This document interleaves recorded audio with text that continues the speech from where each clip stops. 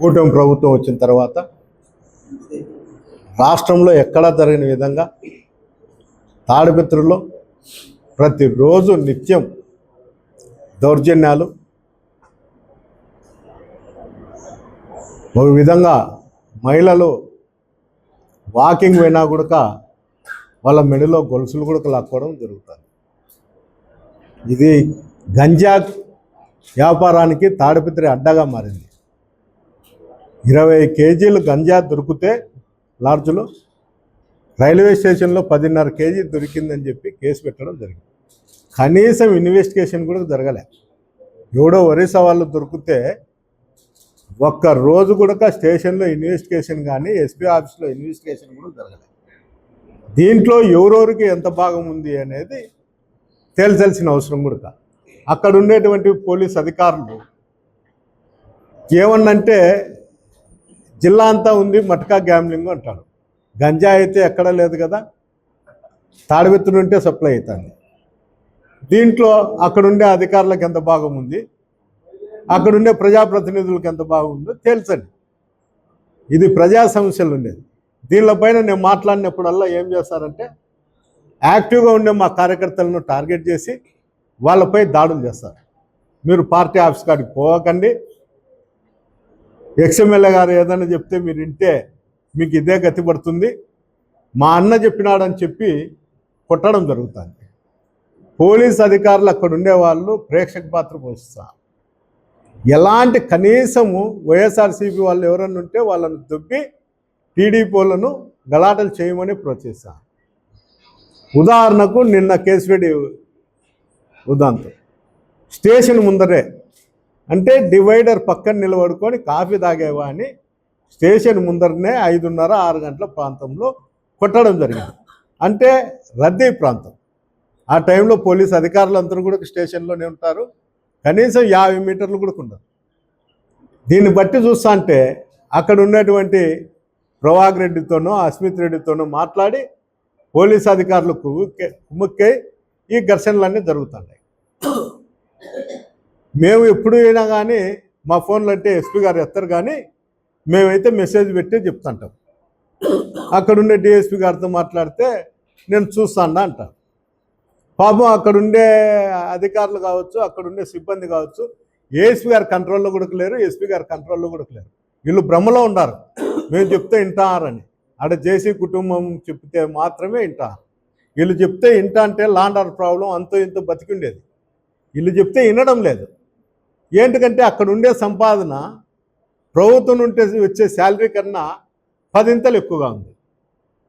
ఒక అధికారికి 50 లక్షల నుండి 70-80 లక్షల వరకు ఉంది. నేను ఎన్నిసార్లు చెప్పినా మా డివిజన్లో 2.5 కోట్ల రూపాయలు వస్తుందయ్యా, వాళ్ళు పైన పంపిస్తాండామంటున్నారు, ఆ పై అధికారి ఎవరో చెప్పండి. కనీసం దానిపైన జిల్లా అధికారులు ఆలోచన కూడా చేయడంలే.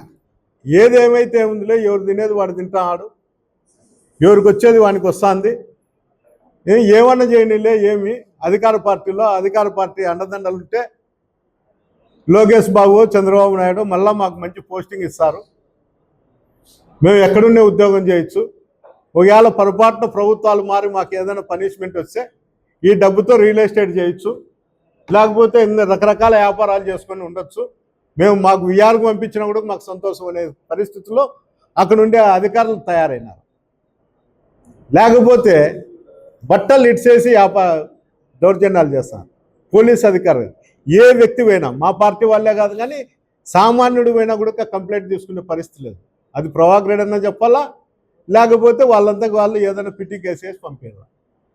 ఏందన్నా మేము మాట్లాడితే మీరు అసభ్యంగా మాట్లాడినారు, వాళ్ళని ఈ విధంగా అన్నారు అని ఒక కేసు కడతారు. పిటి కేసు కట్టడం, 41 నోటీస్ ఇవ్వడం, పంపడం. అంటే అవతలోడు తిట్టచ్చు, కొట్టచ్చు, ఏమన్నా చేయొచ్చు. తన్నలు తినేది కాక మళ్ళీ మేమే కౌంటర్ కేసులు పెట్టించుకోవాలి. ఇంత దౌర్భాగ్యమైన పరిస్థితి తాడిపత్రిలో నడుస్తుంది. రాష్ట్రంలోనే నడిచేది ఒక విధంగా ఉంటే తాడిపత్రిలో జేసీ కుటుంబం నుండి ఫోన్ ఇచ్చే తప్ప కంప్లైంట్ తీసుకునే పరిస్థితి లేదు. రాత్రి కూడా కేసిరెడ్డి గారు కేసు పెట్టినారు హాస్పిటల్ నుండి. నేను కూడా మా డ్రైవర్ని పంపించి 10 కంప్లైంట్ ఇచ్చే అన్నీ కంబైండ్ చేసి ఒక కేసు పెడతాన్నాము అని చెప్తారు. మళ్ళీ మీ మీద కౌంటర్ కేసులు ఉన్నాయి అని చెప్తారు. మీరు మా మాట వినకపోతే దాని పరిణామాలు వేరే ఉంటాయి అంటారు. ఏమవుతుందో ఆ పరిణామాలు అంటే ఇంకా 4 కేసులు పెడతారు, 4 రోజులు రిమాండ్ పంపిస్తారు. ఆడ వైఎస్ఆర్సీపీ కార్యకర్తల నాయకుల మీద తప్ప బైండ్ ఓవర్ కేసులు ఏ పార్టీ వాళ్ళ మీద, మిగతా వాళ్ళ మీద కానీ, మధ్యవర్తుల మీద కానీ ఎవరి మీద కూడా బైండ్ ఓవర్ చేసే పరిస్థితి లేదు. ఎవరన్నా స్టేషన్కి పోతే నీ మీద బైండ్ ఓవర్ కేసు ఉంది, నీకు ఇంతకుముందు 2 కేసులు ఉన్నాయి, దాంట్లో రిమాండ్ పంపిస్తా అని బెదిరిస్తారు. అంటే పార్టీలో పనిచేయడమే పాపమా? ఇదంతా ఒక ఎత్తు అయితే అక్కడుండే పోలీసు అధికారులు చాలా నీచంగా ప్రవర్తిస్తారు. జేసీ అనుచరుల కన్నా అక్కడుండే పోలీసు అధికారులు ఇంకా నీచంగా ప్రవర్తిస్తారు. దాని బదులు బట్టలు ఉడికేసి మేము కూడా జేసీ అనుచరులు అని చెప్పి వాళ్ళు సివిల్ డ్రెస్లు వచ్చి వాళ్ళు కూడా పక్క రాజకీయాలు చేస్తే దీన్ని ఒప్పుకుంటాను నేను కూడా. ప్రజల్లో తిరుగుబాటు చేసే రోజు ఏదో ఒక రోజు వస్తుంది. ఇట్లే కాలం అనేది నిర్ణయిస్తుంది. చెప్తా అంటారు నువ్వు చేసినప్పుడు ఎప్పుడు అని. నేను ఎప్పుడు ఏమీ చేయలే, నేను అతను ఇంట్లోకి పోయినా అనేది చెప్తా అంటాడు. ఏంటికి పోయినా అనేది కూడా దానికి చెప్పాలి. అతను ఎప్పుడు కూడా మీ ప్రెస్ వాళ్ళు కూడా ఎవరు అడగలే. అతను చెప్పేది వింటారు, వినకపోతే తిడతాడేమనే భయం మీకు కూడా. ఫోన్లు చేస్తాడు, తిడతాడు, మెసేజ్లు పెడతాడు, తిట్టిస్తాడు, అక్కడుండే వాళ్ళ కార్యకర్తలతో తిట్టిస్తాడు. ఈ తలకాయ నొప్పి నాకేంటి కానీ అందరూ కూడా వర్క్ అవుతారు. అంతో ఇంతో మీడియా విందనే, అందరూ ఎలక్ట్రికల్ మీడియా కావచ్చు, పేపర్ కావచ్చు, దాని విందనే ప్రజాస్వామ్యము ప్రజలకు తెలిసే విధంగా కూడా ఉండేది. అదే వాళ్ళని కూడా బెదిరించుకొని బతుకుతారు. అంటే అతను ఒక్కడే ఏం మాట్లాడినా సత్యాలు, ఏరేవాడు మాట్లాడితే అసత్యాలు, మా మీద అనవసరమైన నిందలు వేస్తాడు అనుకుంటారు. ఎట్టి పరిస్థితుల్లో కూడా ఎన్ని కష్టాలు వచ్చినా, ఇంతమంది మీద దాడులు చేసినా మా కార్యకర్త ఎవరు కూడా తెలుగుదేశం జెండా పట్టిన పాపాన్ని కూడా పోవడం లేదు ఇంతవరకు. ఆ పరిస్థితి కూడా నేను తాడిపత్రిలో తేనిను. ఎన్ని కష్టాలైనా కానీ చట్టపరంగా న్యాయంగా ఎదుర్కొంటాం తప్ప ఎవరినే కానీ మా కార్యకర్తలను ఎట్లా ఆదుకోవాలో అనేది మాకు తెలుసు. దీని అన్నిటిపైన కూడా ఇది వరకు కూడా జిల్లా నాయకులతో అందరితో మాట్లాడినాం. 26వ తేదీ పోలీస్ స్టేషన్ సర్కిల్లో గాంధీ విగ్రహం దగ్గర సామూహికంగా దీక్ష చేపడతామని చెప్పడం జరుగుతుంది. నేను లేను, ఇంట్లోనే లేదు, నేను పోలేదు. కానీ అక్కడ ఉండేటువంటి తాడిపత్రిలో ఉండేటువంటి కార్యకర్తలు, నాయకులు అక్కడ పోవడం జరిగింది. అక్కడ పోయిన వాహనాలను కూడా పగలగొట్టడం జరిగింది. పక్కన వాళ్ళు రాళ్ళు తీసుకొని హాస్పిటల్ మీద అద్దాలన్నీ పగలగొట్టినారు. హాస్పిటల్ అద్దాలు కూడా పగలగొట్టినారు. అక్కడ సిఐలు, ఎస్ఐలు అని చెప్తారు. టీడీపీ నాయకులు అక్కడ అద్దాలు కానీ వెహికల్ అన్నీ పగలగొట్టడం జరిగింది. ఏమన్నా అడిగితే కౌంటర్ కేసు పెడతాన్నాం, దీనిపైన 20 వర్గాలు రాళ్ళు వేసుకుంటే అద్దాలు పగిలినాయి, మీ వెహికల్లు పగిలినాయి, అంతే తప్ప టీడీపీ వాళ్ళు ఈ దౌర్జన్యాలు చేయలేదని అక్కడ ఉండేటువంటి అధికారులు చెప్తారు. ఏదేమైనా కానీ మా కర్మో అదృష్టమో కానీ మేమైతే ఫేస్ చేస్తాం. అది ఎట్లన్నీ వాళ్ళు చట్టపరంగా తీసుకొని ఏదన్నా ఉండి చట్టపరంగా మేము ఏ విధంగా తీసుకోవాలో ఆ విధంగా తీసుకుంటామని ఈ సందర్భంగా ఇప్పుడు పోతున్నాం. తాడిపత్రులు ఎవరు రచ్చగొట్టినారు? నువ్వా? ఎవరు? ఒకడుండి 50 మంది ఉన్న చాట ఎవడని రెచ్చగొడతారా? ముందే ప్రభాకర్ రెడ్డి ఎట్లాంటి వాడు మీకు అందరికీ తెలుసు. కాఫీ ఇచ్చేంత వరకు తిట్టాడు. ఏంటంటే ఓరుకున్నప్పుడు తిడితే ఇబ్బంది పడతారని. ఈ రాష్ట్రంలో చంద్రబాబు నాయుడు గారి నాయకత్వంలో 2 సంవత్సరాల కిందట కూటమి ప్రభుత్వం ఏర్పడినప్పటి నుంచి కూడా రాష్ట్రంలో శాంతి భద్రతలు అనేది కూడా దినదినానికి కూడా క్షీణిస్తూనే ఉన్నాయి. దాంట్లో ప్రకారమే అనంతపురం జిల్లాలో మరీ ముఖ్యంగా తాడిపత్రి అసెంబ్లీ నియోజకవర్గంలో శాంతి భద్రతలు కూడా చాలా క్షీణిస్తున్నాయి. అక్కడ ప్రజలకు అనేది కూడా ఎక్కడ కానీ భద్రత లేకుండా పోయింది. మరీ ముఖ్యంగా వైఎస్ఆర్ కాంగ్రెస్ పార్టీ కార్యకర్తలకు కానీ నాయకులకు కానీ కనీసం ప్రాథమిక హక్కులు కూడా వాళ్ళు కల్పించుకోవడానికి కూడా అక్కడ ఎక్కడ కానీ అవకాశం అనేది కూడా లేకుండా కూడా పోయింది. అక్కడ పోలీసు వ్యవస్థ అనేది కూడా వారి యొక్క విధులు వారు మాత్రం నిర్వర్తించుకోలేదు.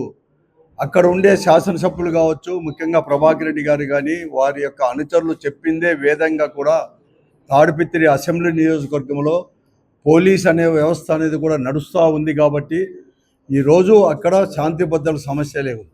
ఇక్కడ ప్రజాస్వామ్య పద్ధతిలో ఒక రాజకీయ పార్టీ కార్యకలాపాలు చేసుకోవడానికి కూడా వీలుగా పరిస్థితి ఈ 2 సంవత్సరాల్లో కూడా ఉండిన విషయాలు కూడా అందరికీ కూడా తెలిసిన విషయమే. తుదకు స్థానిక సంస్థలు సమీపిస్తున్న కొద్దీ దాడులు చేసేది కూడా తాడిపత్రి అసెంబ్లీ నియోజకవర్గంలో ప్రారంభించడం చేయడం కూడా జరిగింది. మొన్న కొద్ది మంది ముందర ఒక వారం దగ్గర నుంచి కూడా నరసింహారెడ్డి కావచ్చు, ఇతర వాళ్ళపైన కూడా దాడులు చేయడం. నిన్న కేశవరెడ్డి అని, గంగలకుంట కేశవరెడ్డి అనేది కరెక్ట్ పోలీస్ స్టేషన్కు సమీపంలోనే, ఒక పోలీస్ స్టేషన్కు దాదాపు ఎదురుగా కూడా ఆపోజిట్ సైడ్లోనే పెద్ద ఎత్తున కూడా వైఎస్ఆర్ టీడీపీ కార్యకర్తలు ప్రభాకర్ రెడ్డి గారి యొక్క అనుచరులు కూడా అతనిపైన దాడి చేసి గాయపరచడం, పోలీసు వాళ్ళు కూడా దాన్ని కూడా ఏమాత్రం కూడా నిలవరించుకోలేని పరిస్థితుల్లో ఉన్నప్పుడు గాయపడిన కేశవరెడ్డి గారిని హాస్పిటల్లో చేర్చే, హాస్పిటల్కి కూడా అతన్ని పరామర్శించడానికి వైఎస్ఆర్ కాంగ్రెస్ పార్టీ కార్యకర్తలు పోతే అక్కడ కూడా వారిపైన దాడులు చేయడం, పోలీసు వారు ఉన్నా కూడా పోలీసు వారిని కూడా తోసి కూడా పోలీసు వారు ముందరే దాడులు చేయడం, అక్కడ కూడా గాయపరచడం, మరికొద్దిమంది వైఎస్ఆర్ కాంగ్రెస్ పార్టీ కార్యకర్తలను కూడా గాయపరచడం, ఇవన్నీ కూడా జరుగుతూనే ఉన్నాయి కూడా ఈ పరిస్థితులు కూడా. సరదా అదే కాకుండా గతంలో కూడా అనేకమైన కూడా మా పార్టీ వైఎస్ఆర్ కాంగ్రెస్ పార్టీ రాష్ట్ర స్థాయిలో కూడా కార్యక్రమాలు ఇస్తే అక్కడ నిర్వర్తించుకోలేని పరిస్థితి. అందుకోసమే ఈ నెల 12వ తేదీ కూడా తాడిపత్రి అసెంబ్లీ నియోజకవర్గంలో ఉండేవారు అందరూ కూడా వైఎస్ఆర్ కాంగ్రెస్ పార్టీ నాయకులు కార్యకర్తలు అందరూ కూడా మేము కూడా కలిసి కూడా ఎస్పీ ఆఫీస్ ముందర కూడా ధర్నా కూడా చేయడం జరిగింది. అక్కడ అన్ని కూడా కార్యక్రమాలు చేయాలని చెప్పి ప్రజాస్వామ్య పద్ధతుల్లో కూడా నిర్వహించుకునే కార్యక్రమాలకు మీరు అనుమతి ఇవ్వకుండా పోలీసే, మరీ ముఖ్యంగా అక్కడ ఉండే సర్కిల్ ఇన్స్పెక్టర్ కూడా ఏకపక్షంగా కూడా ఇవన్నీ కూడా వ్యవహరిస్తూ ఉన్నాడు అక్కడ. ఎందుకంటే నిరాఘాటంగా కూడా అన్నీ కూడా జూదము కావచ్చు, లేకపోతే మట్కా కావచ్చు, అనేక అసాంఘిక కార్యక్రమాలు అన్నీ కూడా జరుగుతానే కూడా నిర్వహించుకునే పరిస్థితుల్లో అని చెప్పి అవన్నీ కూడా కలిసే మేము ఎస్పీ ఆఫీస్ ముందర కూడా ధర్నా చేయడం జరిగింది. కానీ పరిస్థితుల్లో ఏమాత్రం కూడా పోలీసు వారు అనేది కూడా ఏకపక్షంగానే వ్యవహరిస్తున్నారు కాబట్టి ఇవి జరుగుతున్నాయి. కాబట్టి ఈరోజు మేమందరూ కూడా కలిసి ఇక్కడ అందరూ కూడా జిల్లాలో వైఎస్ఆర్ కాంగ్రెస్ పార్టీ పెద్దలందరూ, ముఖ్యంగా పార్టీ సమన్వయకర్త, నియోజకవర్గ సమన్వయకర్తలు అందరూ కూడా కలిసి ప్రజాస్వామ్యాన్ని తాడిపత్రిలో కూడా పునరుద్ధరించాలని చెప్పేసి, అందుకోసమే తాడిపత్రిలోనే గాంధీ విగ్రహం దగ్గర అక్కడ వైఎస్ఆర్ కాంగ్రెస్ పార్టీ నాయకులు కార్యకర్తలు కూడా 26వ తేదీ అంటే మర్నాడు అక్కడ వచ్చి దీక్ష అనేది కూడా మూగుమ్మడిగా దీక్ష అనేది కూడా చేయాలని చెప్పేసి వైఎస్ఆర్ కాంగ్రెస్ పార్టీ నిర్ణయించింది. ఆ దాంట్లో తాడిపత్రి అసెంబ్లీ నియోజకవర్గ కార్యకర్తలు చేసే ఈ దీక్షలో మేమందరూ కూడా జిల్లాలో ఉండే వైఎస్ఆర్ కాంగ్రెస్ పార్టీ నాయకులు అందరూ కూడా ఆ దీక్షలో కూడా పాల్గొనాలని చెప్పేసి కూడా నిర్ణయించుకొని చేస్తున్నాం. ఇంతేకాదు మళ్ళా తర్వాత కూడా ఈరోజు హాస్పిటల్లో కూడా గాయపడిన కేశవరెడ్డి గారిని చూసిన తర్వాత డిఐజీ గారిని కూడా కలసాలని కూడా మేము కూడా నిర్ణయించుకోవడం కూడా జరిగింది. ఎందుకంటే ఇవి ఇంత జరుగుతా ఉన్నా కూడా ఎస్పీ యొక్క ప్రేక్షక పాత్ర, చేతగాని తనం వల్లనే ఈరోజు ఈ పరిస్థితి ఈ జిల్లాలో కూడా దాపురించింది కూడా. కాబట్టి ఇంక ఎస్పీ దగ్గరికి అనేక మార్లు మేమందరూ కూడా ఇక్కడే కాదు, రాయదుర్గలో ఒక చిన్న ఎంపీపీ బై ఎలక్షన్ సందర్భంలో కావచ్చు, లేకుంటే కళ్యాణదుర్గ నియోజకవర్గంలో శాంతియుతంగా ఒక శాంతి యాత్ర అనేది కూడా ఆర్టీటీ సంస్థ ఉండాలి అని చెప్పేసి ఒక రంగయ్య గారి ఆధ్వర్యంలో మేము జరుగుతా అంటే మేము పోయినా కూడా అక్కడ దాంట్లో కావచ్చు అనేక రకాల కూడా ఈరోజు అక్కడ ఉండే వైఎస్ఆర్ కాంగ్రెస్ టీడీపీ నాయకులు చెప్తే ఎస్పీ గారు దాన్ని ఇంప్లిమెంట్ చేయాలని చూస్తున్నాడు. కానీ అతను చట్ట ప్రకారము శాంతి పద్ధతులు కాపాడాలని చెప్పేసి, ప్రజాస్వామ్య పద్ధతిలో అందరికీ కూడా హక్కులు ఉన్నాయి, దాన్ని చేసుకోవాలని చెప్పేసి దాంట్లో పూర్తిగా కూడా వైఫల్యం చెందాడు, ఏకపక్షంగా వ్యవహరిస్తున్నాడు. చేతగాని తనంగా కూడా మేము అనుకుంటున్నాం ఎస్పీ గారు చేతగానితనమే, పోలీసు గారు చేతగానితనమే. ఎందుకంటే అనేక మంది ఈ జిల్లాలో కూడా ఇటువంటి సమస్యలు ఈరోజు కాదు, చాలా సమస్యలు కూడా గతంలో కూడా రావడం కూడా జరిగింది. అటువంటి పరిస్థితుల్లో కూడా ఈ జిల్లాలో ఉండే స్థానిక పోలీస్ అధికారులే దాన్ని గట్టిగా కూడా నిర్వర్తించారు వాళ్ళ యొక్క డ్యూటీలు కూడా. కానీ ఈరోజు ఇటువంటి పోలీసు వారు అందరూ కూడా తెలుగుదేశం పార్టీ ఏం చెప్తే అది ఇనే పరిస్థితుల్లోకి తీసుకొని వచ్చారు ఎస్పీ గారు. అందుకోసమే దీనికోసం తాడిపత్రిలో జరిగే ఈ సామూహిక దీక్షలో మేము అందరూ కూడా జిల్లాలో వాళ్ళందరూ కూడా పాల్గొనాలని చెప్పేసి కూడా చెప్తున్నాం, దానికి పిలిపిస్తున్నాం. తాడిపత్రిలో వరుసగా జరుగుతున్నటువంటి అప్రజాస్వామిక ఘటనలను ఈరోజు మా పార్టీ లీడర్షిప్ కూడా, జిల్లా లీడర్షిప్ చర్చించడం జరిగింది. ఇప్పటి వరకు కూడా ఈ 2 సంవత్సరాల్లో తాడిపత్రిలో అక్కడ అధికార పార్టీ ప్రభాకర్ రెడ్డి గారి ఆధ్వర్యంలో జరుగుతున్నటువంటి ఈ అప్రజాస్వామిక విధానాలని చాలా ఓర్పుగానే ఇన్ని రోజులు కూడా మేము సహిస్తూనే వచ్చాం. అన్ని పద్ధతుల్లో కూడా పోలీసులను ఆశ్రయించినాం, ప్రెస్ ద్వారా రాష్ట్ర వ్యాప్తంగా కూడా దీన్ని ఎక్స్పోజ్ చేయడానికి ప్రయత్నం చేశాం, పబ్లిక్ ఒపీనియన్ బిల్డప్ చేయడానికి ప్రయత్నం చేశాం, కోర్ట్స్కి, సుప్రీంకోర్టుకి వెళ్ళాం, హైకోర్టుకి వెళ్ళాం, ఇంకా అన్నీ ఏవైతే ప్రజాస్వామ్యాన్ని కాపాడాలో వాళ్ళందరి దగ్గరికి కూడా వెళ్ళాం. కానీ పదే పదే అవే ఘటనలు జరుగుతూ ఉన్నాయి. ఈ మధ్య 12వ తేదీ కూడా ఎస్పీ గారి ఆఫీస్ ముందే ధర్నా కూడా నిర్వహించినారు. జిల్లా పార్టీ అధ్యక్షులు అనంత వెంకటరామరెడ్డి గారితో పాటు మా నియోజకవర్గాల నాయకులందరూ కూడా పాల్గొన్నారు.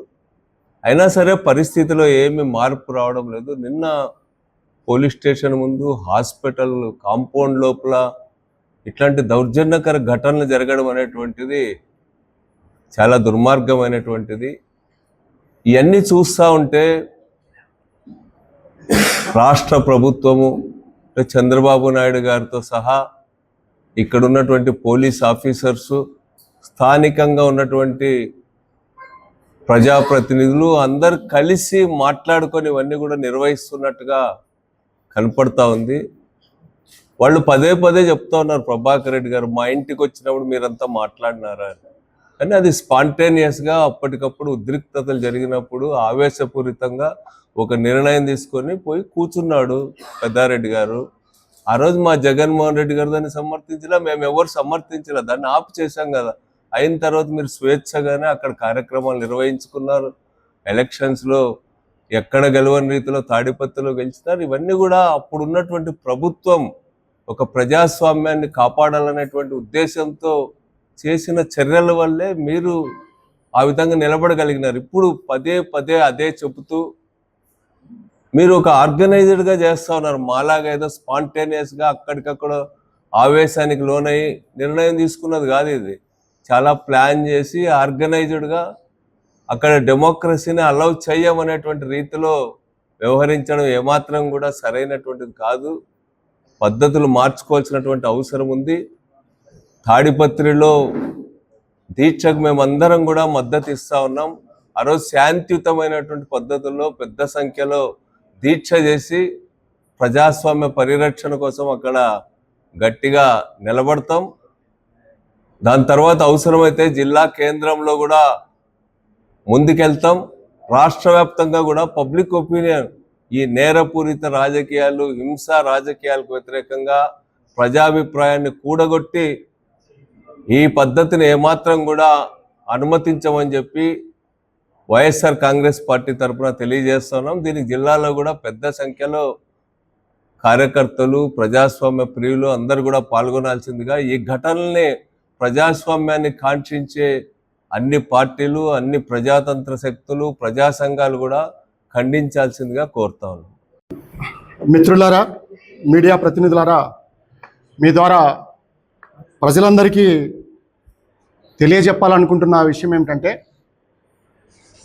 చిన్నబాబు గారు, లోకేష్ బాబు గారు రెడ్ బుక్ రాజ్యాంగాన్ని ప్రవేశపెట్టారు. నేను అనుకున్నాను రెడ్ బుక్ అంటే ఎర్ర కలర్తో ఉండే బుక్ అనుకున్నా. మా నాయకుల, మా కార్యకర్తల రక్తంతో వాటిని ఎరుపు రంగు చేస్తారని నేను అనుకోలేదు.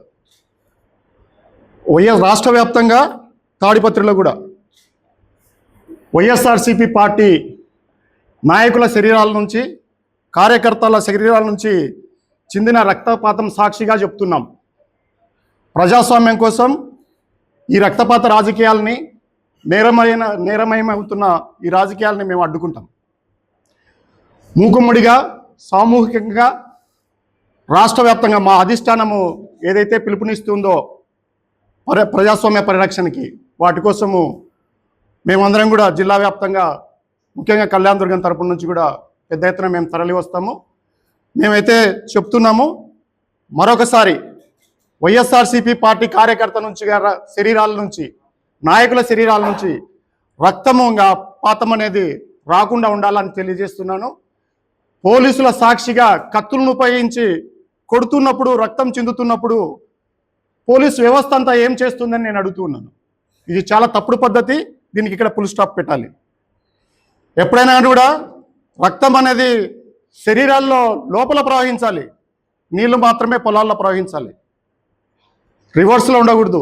రక్తం నేల మీదకి రాకూడదు, నీళ్లు పొలాల్లో పారకుండా ఉండకూడదు. ఇది ముందే కరువు ప్రాంతం. అందువల్ల ఇప్పటికైనా విజ్ఞప్తి చేస్తూ ఉన్నాను, ఖచ్చితంగా ఎక్కడైనా కానీ కూడా సరే వైఎస్ఆర్సీపీ పార్టీ కార్యకర్తలకి అలాగే నాయకుల మీద దాడులు ఆపండి. ఏదన్నా ఉంటే ప్రభుత్వం మీ చేతుల్లోనే ఉంది కాబట్టి చట్టబద్ధంగా, ప్రజాస్వామ్యబద్ధంగా వ్యవస్థల ద్వారా మీరు ఏదైనా తప్పులు ఉంటే దాని మీద తెలుసుకోండి. అంతేగాని విచ్చలవిడిగా రోడ్ల మీదకి వచ్చి కత్తులు ఉపయోగిస్తాము, తంతాం, కొడతాం, చేస్తామంటే ఓర్చుకోమని తెలియజేస్తున్నాను. ఇంతటితో ఆగిపోవాలని మనసారా కోరుకుంటున్నాను.